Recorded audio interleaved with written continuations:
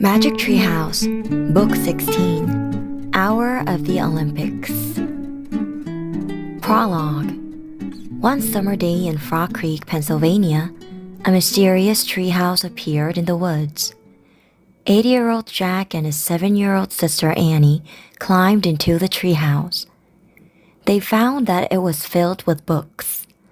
Jack and Annie soon discovered that the treehouse was magic.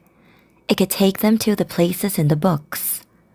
All they had to do was to point to a picture and wish to go there. Along the way, they discovered that the treehouse belongs to Morgan Le Fay. Morgan is a magical librarian from the time of King Arthur. She travels through time and space gathering books. In the Magic Treehouse books 8 through 12, Jack and Annie solved 4 ancient riddles and became master librarians. To help them in their future tasks, Morgan gave Jack and Annie secret library cards with the letters M.L. on them. Jack and Annie's first 4 missions are to save stories from ancient libraries. This is their 4th mission. Chapter 1. Just one more. "You awake?" Annie's voice came out of the dark. "Yep," said Jack from his bed. "Get up," said Annie. "We have to get to the treehouse before sunrise." "I'm ready," said Jack. He threw back his covers and jumped out of bed. He was wearing jeans and t-shirt. "You slept in your clothes?" asked Annie. "I didn't want to waste any time," said Jack. He pulled on his backpack. Annie laughed. "You must really be excited about going to ancient Greece," she said. "Yep," said Jack. "Do you have your secret library card?" asked Annie. "Yeah, do you?" said Jack. "Sure, put it in your backpack," she said. She handed her card to him. "I'll carry the flashlight." "All set," said Jack. They tiptoed downstairs and out the door. Outside, the air was fresh and cool. "There's no moon," said Annie. "Just stars." She turned on her flashlight. "Ta-da!" she said. "Let's go." They followed the beam of light across their yard and up the street. Jack was thrilled to be going to ancient Greece, but something worried him. "What do you think will happen after we go to Greece?" he asked Annie. "Is this our last mission ever?" "Oh, I hope not," said Annie. "What do you think?" "I don't know. Let's ask Morgan," said Jack. "Hurry," said Annie. They started running. The flashlight beam flew in front of them, lighting the way. They slowed to a walk when they got to the Frog Creek woods. The thick woods were pitch black. Annie shined the flashlight upward as they walked between the trees. Finally, they found the Magic Treehouse. "We're here," Annie called. "Go on up," said Jack. Annie grabbed the rope ladder and started up. Jack followed. Annie shined the flashlight around the treehouse. Morgan Le Fay was sitting at the window. She covered her eyes when the light hit her face. "Turn off the light, please, Annie," she said softly. Annie turned it off. "Welcome," Morgan said in the dark. "Are you ready for your next mission?" "Yes," said Annie. Then her voice got quiet. "This isn't our last one ever, is it?" "Ask me that question after this mission," said Morgan. "We want to go on more," said Jack. "You're very brave to say that," said Morgan. "You've had 3 very hard journeys as master librarians." "Oh, they weren't so hard," said Jack. "You risked your life to save the lost story of Hercules," said Morgan. "It was nothing," said Annie. "And the Chinese story of the silk weaver," said Morgan. "And the Irish story of the serpent monster Sarf. Thank you." "You're welcome," said Jack and Annie. "Now," said Morgan, "for the last story." Jack heard a rustling sound. "Here is the title," Morgan said. You can shine your light on it, Annie. Annie turned the flashlight back on. She shined it on the paper. Pegasus. Wow, is that Greek? Asked Jack. It certainly is, said Morgan. She reached into her robe again and pulled out a book. For your research, she said. Jack took the book from her. Annie shined her flashlight on the cover. They read the title, A Day in Ancient Greece. Now, what must you always remember? Asked Morgan. Our research book will guide us, said Jack. But in our darkest hour, only the lost story can save us, said Annie. Morgan nodded. And you must show your secret library cards to the wisest person you meet, she said. Don't worry, we will. Bye, said Annie. Jack shivered with excitement as he pointed at the book's cover. I wish we could go there, he said. And I wish we could go on lots of other missions, Annie added. The wind began to blow. The treehouse started to spin. It spun faster and faster. Then everything was silent. Absolutely silent. Chapter 2. Any girls here? Jack opened his eyes. Warm sunshine streamed into the treehouse. We sure don't need the flashlight here, he said. Look, Morgan gave us clothes like the ones we wore in Pompeii, said Annie. Jack looked down. His clothes were similar to the ones he'd worn in the Roman town of Pompeii, a tunic and sandals. He also had a leather bag in place of his backpack again.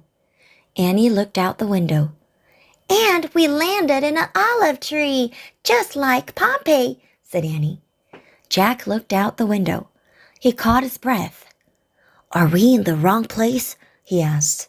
I don't know, said Annie. Look past the trees. Doesn't it look like a big fair?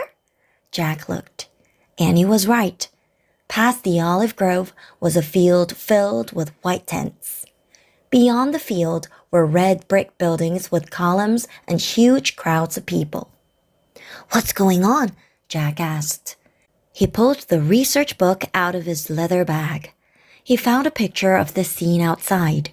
Below the picture were these words. The Olympic Games began in ancient Greece over 2,500 years ago. Every 4 years, more than 40,000 people traveled to Olympia, the town where the festival of athletic games took place. Oh man, Jack whispered. We're at the ancient Olympics. Cool, said Annie. Jack wrote in his notebook. Olympia, first Olympics take place. Come on, let's go watch, Annie said.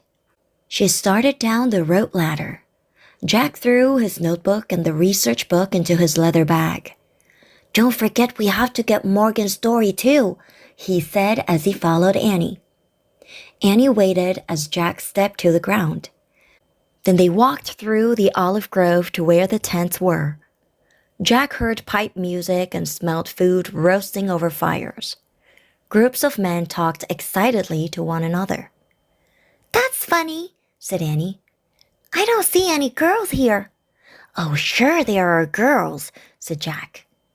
Where? said Annie. Show me. Jack looked around, but he only saw men and boys, no women or girls at all. Then he saw an outdoor theater.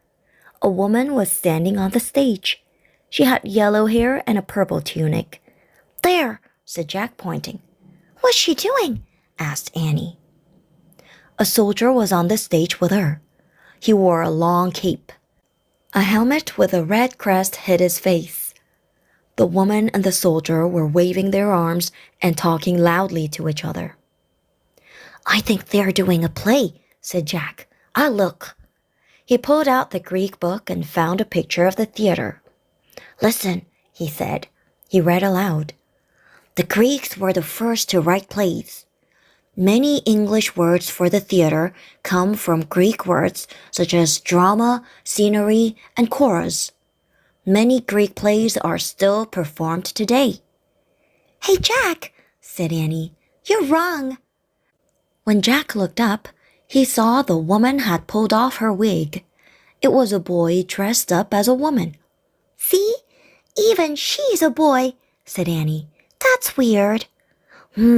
Said Jack. He went on reading. A few actors could play many different parts in the same play. Women were not allowed to act, so men played the female roles too. That's not fair, said Annie. What if a woman wanted to be in a play? Don't worry about it, said Jack. He put the book away. Let's just take a peek at the Olympics, then find our story. He nudged Annie to move along. Just then, he heard a voice. Wait! They turned around. A man with a short white beard was walking toward them. Hello, said the man. He was looking right at Annie. Who are you? Who are you?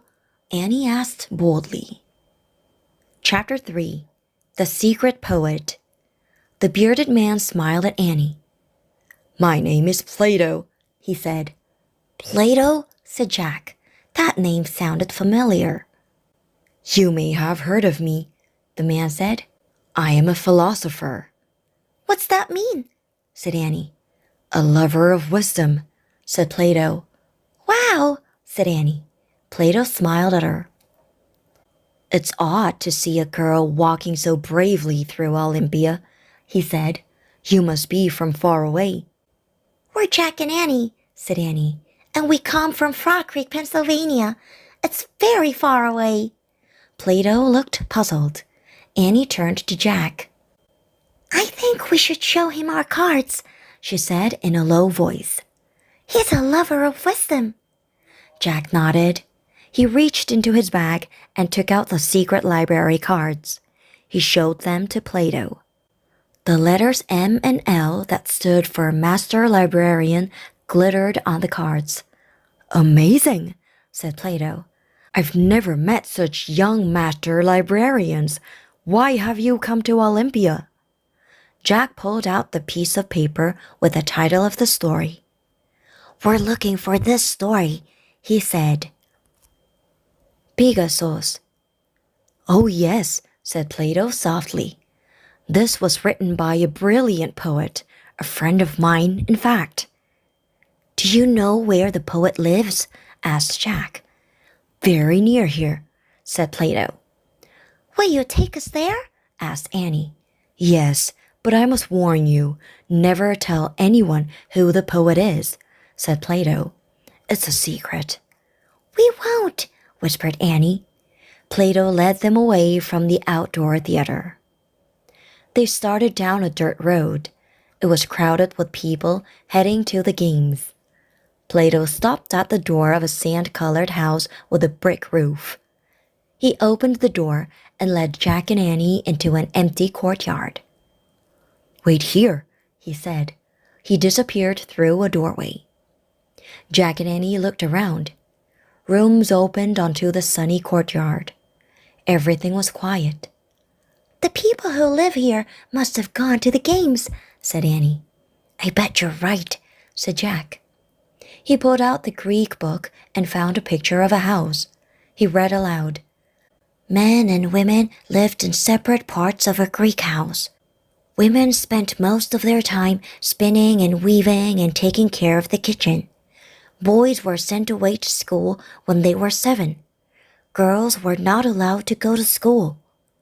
Girls can't go to school, said Annie. How do they learn to read and write? At that moment, Plato returned. With him was a young woman dressed in a long tunic with a colored border. She was holding a scroll. Annie smiled a big smile. Finally, she said, another girl. Jack and Annie, meet our secret poet, said Plato. Chapter 4. Not Fair. The young woman smiled at Jack and Annie. How did you learn to read and write? Annie asked. I taught myself, the woman answered. She wrote a poem and brought it to me, said Plato. Because I have written and told people that I think Greek girls should go to school and learn things. Is that the poem? Said Jack. He pointed to the poet's scroll. Yes, said the young woman. It's a wonderful story, said Plato, but she will get in trouble if it is read in our land. You must take it back to your faraway home where it will be safe. The poet handed Jack her scroll. He put it into his bag. Tell us your name, said Annie, so we can tell people who wrote the story. The young woman shook her head. I cannot, she said. When she saw Annie's sad face, she added, You can tell people it was written by Anonymous. That's your name? Asked Annie. No, Anonymous means that no one knows who wrote it, said Plato. But that's not true, said Annie. I'm afraid the risk is too great, said Plato. Annie looked back at the woman. I'm sorry, said Annie. It's not fair, not at all. The poet smiled at her. I am happy that you will take my story to your country, she said. Perhaps someday women everywhere will write books just like men. They will, said Jack. I promise. The young woman looked at him, puzzled. It's true, said Annie. Thank you, Annie, the young woman said. And thank you, Jack. She bowed, then hurried out of the courtyard. Wait, said Annie. She started to go after the poet, but Plato stopped her. Come along, he said. The games will start soon. Plato then led Jack and Annie out of the Greek house back onto the dirt road. Girls cannot write stories, grumbled Annie. They can't go to school. They can't be in plays. I've had enough of ancient Greece. Let's get out of here. Wait, said Jack. What about the Olympics? Oh, yeah, said Annie. Her eyes got brighter. I almost forgot. Well, said Plato slowly, I would like to take you both to the games. I have special seats in the viewing box. However, he looked at Annie. Don't tell me, she said. Girls can't go to the Olympics either. Plato shook his head. A girl will get in terrible trouble if she goes to the games, he said. Annie sighed. It's really, really not fair, she said. I'm sorry, said Plato. My country is a democracy. We believe in freedom for our citizens. But I'm afraid right now that only means men. Annie's right. It's not fair, said Jack. I think we should go home now. No, Jack, you go to the Olympics, said Annie. At least you can tell me about it. Take notes. What about you? Jack said. I'll go back to that play at the outdoor theater, Annie said. Meet me there when you're done. Jack didn't want to leave Annie alone, but he also didn't want to miss the Olympics. Go, have fun, Annie said. She began walking away. I'll see you later. Bye, Plato. Bye, Annie, said Plato. Annie turned back again and waved. I'll tell you all about it, Jack called. This way, said Plato. He and Jack turned and joined the crowd heading toward the Olympic grounds. Chapter 5. Hi, Zeus. This is the very first day of the games, Plato told Jack. The day of the chariot races. Oh, wow, whispered Jack. He couldn't believe he was going to see a chariot race. The modern Olympic Games didn't have chariot races.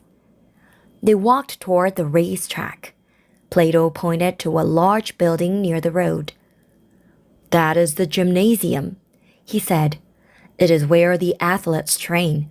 They practice running and throwing the javelin and discus. We have a gymnasium at our school in Frog Creek, said Jack. We call it a gym. People all over the world copy us Greeks, Plato said. Wait, said Jack. I have to take notes for Annie. He pulled out his notebook and wrote, Ancient Greeks invented gyms. Okay, we can go, said Jack. He tucked his notebook under his arm. As they moved along, Plato pointed to a beautiful tree nearby. "The olive tree is our sacred tree," he said.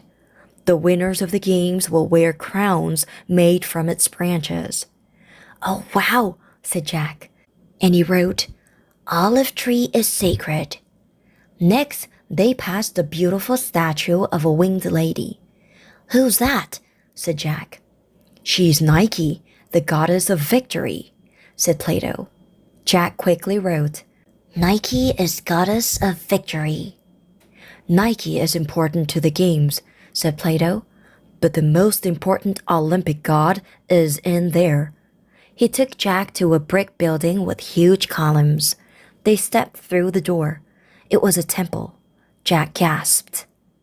In front of them loomed the biggest statue he had ever seen. The statue was at least 2 stories high. It was a bearded man sitting on a throne. "This is the temple of Zeus, and that is a statue of Zeus himself," said Plato. "The Olympic Games are played in his honor. He is the chief god of the Greek gods and goddesses." "Oh man," whispered Jack. "Yesterday, all the athletes came here," said Plato. "They swore to Zeus that they had trained for 10 months, and they promised to obey the rules of the games." The statue of the mighty Greek god stared down at Jack. Jack felt very small. "Hi, Zeus," he said. His voice was small too. Suddenly, trumpet sounds came from outside. "The hour has come," said Plato. "We must hurry. The Olympic parade begins." Chapter 6. Mystery Man. Plato and Jack hurried past the crowds standing at the sides of the racetrack.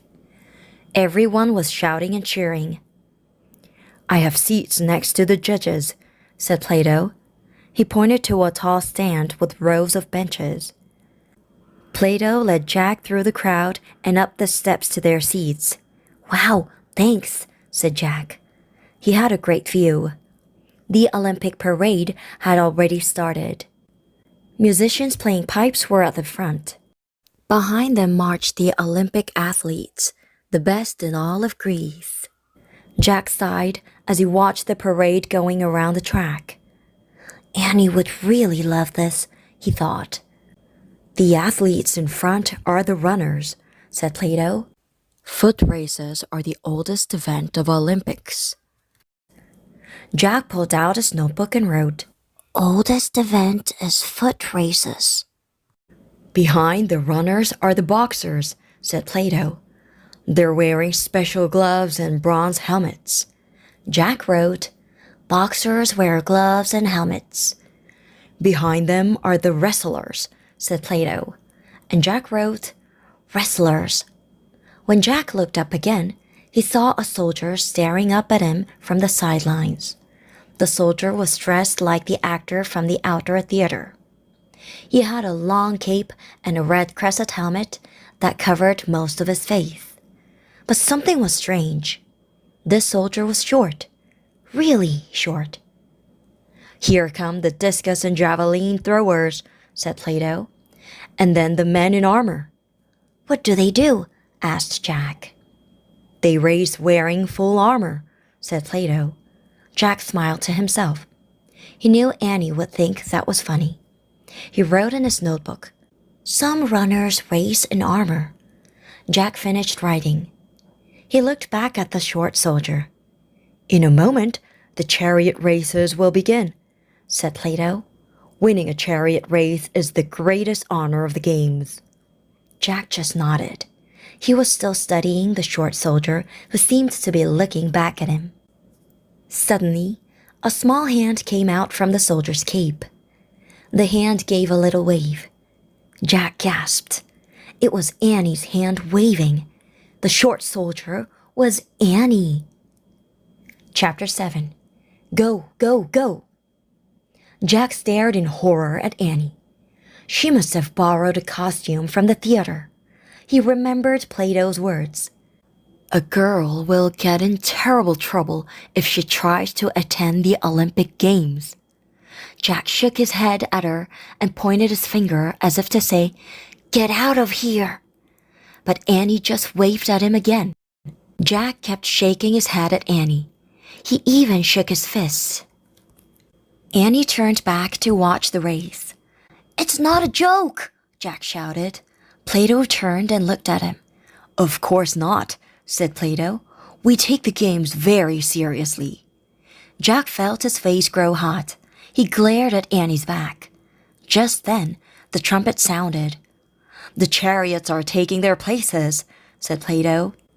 Jack saw the dozens of chariots lined up on the racetrack.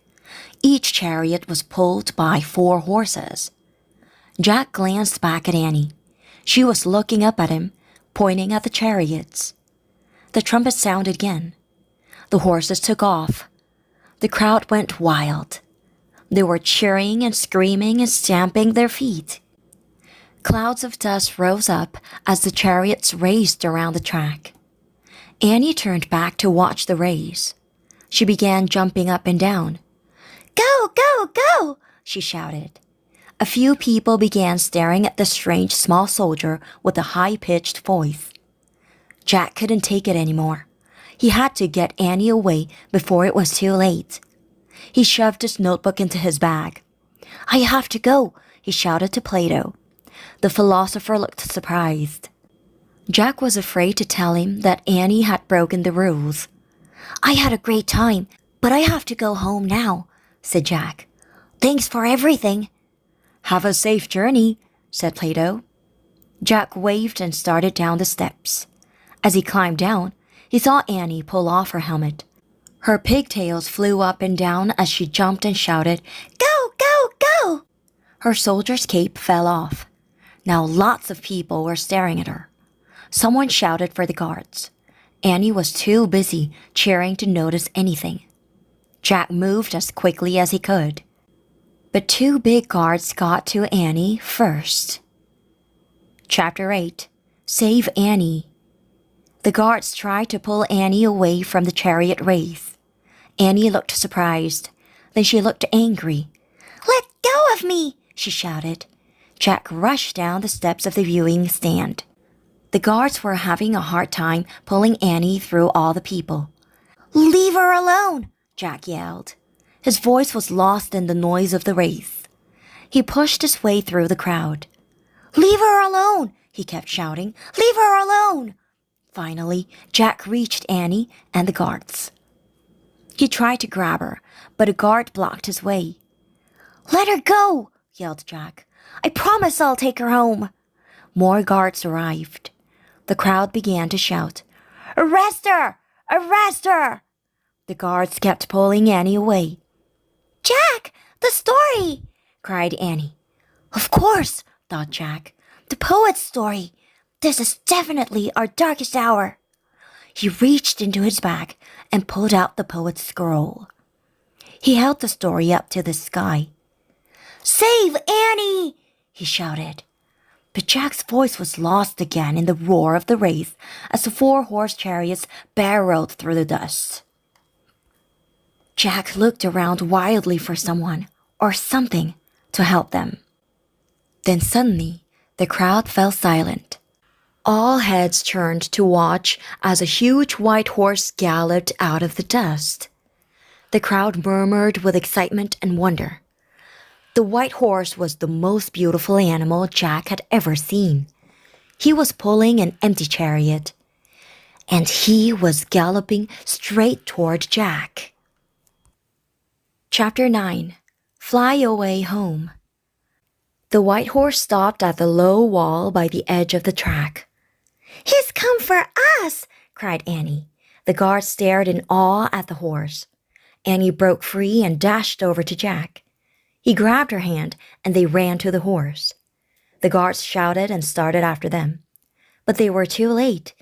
Jack and Annie had already climbed over the wall and into the waiting chariot. "Go, go, go!" Annie cried to the huge white horse. The horse reared and pawed the air. The crowd stepped back from the wall. The guards froze. Jack looked up to where Plato was now standing. Plato smiled and waved at him. Then the white horse leaped forward, pulling the chariot behind him. Jack couldn't even wave back at Plato. All he could do was hold on tight as the horse galloped beside the Olympic racers. Jack bounced up and down. Dust and sand got in his eyes. He squeezed them shut and crouched down in the chariot. He didn't know where they were going, but it didn't matter. The white horse was in charge. Jack heard the thundering noise of the racing horses and chariots. He heard the screaming crowd. He felt sand blowing in his face and the hard bumping and rattling of the chariot. Suddenly, he was thrown backward. He heard a swoosh of wind. Then, silence. "Oh, wow!" cried Annie. Jack opened his eyes. All he saw was blue sky. He pushed his glasses into place and looked around. "Help!"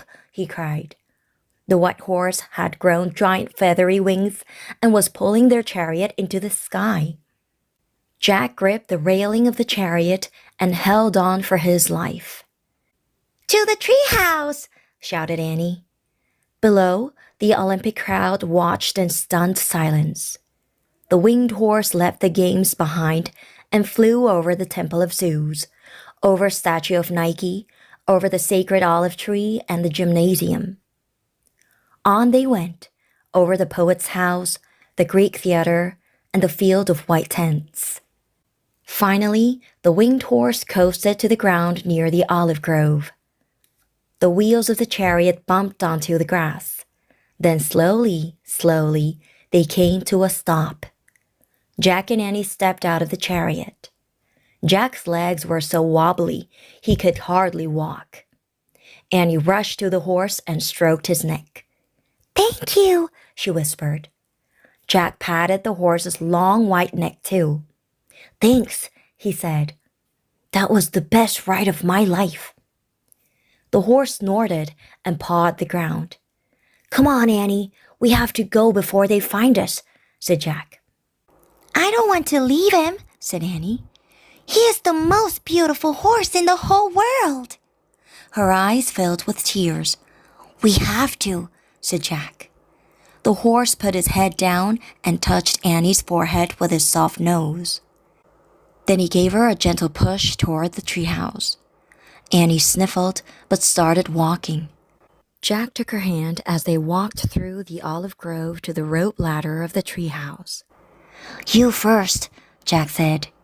Annie started up the ladder. Jack followed. When they were inside, Annie hurried to the window. Jack grabbed the Pennsylvania book. He pointed to a picture of the Frog Creek woods and said, "I wish—" "Look," said Annie. Jack looked out the window. The horse had spread his great feathery wings. He was rising from the field. The white horse flew high into the blue Olympian sky. Then he disappeared behind the clouds. "Bye!" called Annie. A tear rolled down her cheek. Jack pointed again at the Pennsylvania book. "I wish we could go there," he said. The wind started to blow. The treehouse began to spin. It spun faster and faster. Then everything was still. Absolutely still. Chapter 10. They're all here. Jack opened his eyes. It was so dark he couldn't see anything. He felt his clothes. He was wearing his t-shirt and jeans again. The leather bag had turned into his backpack. "Hello," said Morgan Le Fay. Her voice came from the corner of the treehouse. "Hi," said Annie. "Did you have a good journey?" asked Morgan. "I did," said Jack. "But girls can't do anything fun in ancient Greece." "I did one fun thing," Annie said wistfully. "I rode in a chariot pulled by a flying horse." "That must have been wonderful," said Morgan. "You were very lucky to be bringing me the story of Pegasus." "Who?" said Jack. "Pegasus," said Morgan. "He's the great white-winged horse in Greek mythology." "Oh yeah," said Jack. "I think I've heard of him." He felt in his backpack and found a scroll. He gave it to Morgan. He could still barely see her in the dark. "It was written by Anonymous," said Annie. "I know," said Morgan. "Many talented women used that name in the past. Her story will be a great addition to my Camelot library." "Plato helped us find it," said Jack. "Ah, my good friend Plato," said Morgan. "He was one of the greatest thinkers who ever lived." "And Pegasus was the greatest horse," said Annie. She sighed. "I just wish I could see him again." "You can," Morgan said softly. "He is here right now." "Pegasus?" cried Annie. "Oh boy!" Annie turned on the flashlight and used it to find her way down the rope ladder. Jack grabbed his backpack and followed her. When they were both standing on the ground, Annie shined her flashlight at the dark trees. "Pegasus!" she said. "Where are you, Pegasus?" "Turn off the flashlight, Annie," said Morgan. She was looking down from the treehouse window. Annie switched off the light. "In the night, you can see all the story characters that saved you on your last 4 missions," said Morgan. "They are all here. Hercules and the Silk Weaver, Sarf the Serpent Monster, and Pegasus." Jack pushed his glasses into place and studied the dark woods. "Where are they, Morgan?" cried Annie. "Where's Pegasus?" "Look hard," said Morgan. "I can't see him," said Annie. "Yes, you can," said Morgan. "The old stories are always with us. We are never alone." "Has Morgan gone crazy?" wondered Jack. "Look up," said Morgan. "Your friends are in the night sky. They are stars." "Stars?" whispered Jack. He stared at the shimmering field of tiny stars overhead. "Hercules is a constellation," said Morgan. The Romans imagined him kneeling in the sky, holding a club over his head. Morgan waved her finger at the sky. For a moment, Jack saw a living, breathing Hercules outlined by stars. "And there's the Silk Weaver with her beloved cowherd," said Morgan. The ancient Chinese believed that there were 2 stars on either side of the Milky Way. Morgan waved her hand again. The lovely Silk Weaver was outlined in the heavens. And long ago, the Irish believed the Milky Way itself was the serpent monster Sarf, said Morgan. Morgan waved her hand. A giant serpent glittered through the sky. And the ancient Greeks named one of their constellations Pegasus, said Morgan. She waved her hand again, and the white horse's head, wings, and galloping legs glowed in the sky. "I see him," said Annie. Then she whispered, "I love you, Pegasus." Jack thought he saw the stars move as if Pegasus was rearing back in the sky. After a breathless moment of silence, Morgan lowered her arm. The night sky became a field of tiny glittering stars again. "You have done amazing work as master librarians," said Morgan. "I would trust you with any important mission." "Does that mean we're going on more trips?" asked Jack. "Indeed it does," said Morgan. "Many more." Jack smiled with relief. "When is our next mission?" asked Annie. "As soon as I need your help, I will send for you," said Morgan. "Go home now and rest." "Goodbye," said Annie. "Goodbye," said Jack. "Farewell," said Morgan. There was a sudden rushing of wind, then a blur of blinding light, and Morgan Le Fay and the magic tree house vanished. The night was still. "Home?" asked Annie. "Sure," said Jack. As they walked between the trees, the Frog Creek woods were pitch black. Jack couldn't see a thing, but he didn't ask Annie to turn on the flashlight. For once, he wasn't worried about finding his way home. He felt as if someone or something was leading them through the woods. Morgan's words came back to him. "The old stories are always with us. We are never alone." Jack looked up at the stars again. They were beginning to fade in the growing light of dawn. But he thought he could hear the beating of giant wings somewhere high above.